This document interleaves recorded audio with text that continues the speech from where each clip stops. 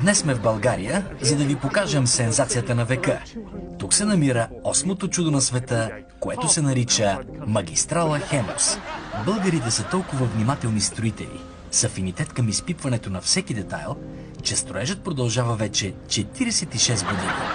За сравнение, Хеопсовата пирамида е построена за 20 години. Всяка година, отделена за магистралата обаче, си заслужава. Магистралата има само 2 активни ленти, но те са произведения на изкуството.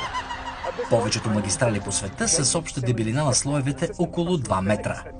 По проект и тук е така, но майсторите на тази финна ювелирна изработка са успели да редуцират дебелината почти наполовина, предпазвайки планетата от допълнителна тежест. Уникално е. Просто се носиш отгоре и усещаш вълните. Никога не може да ти стане скучно. Разнообразието в текстурите прави всяко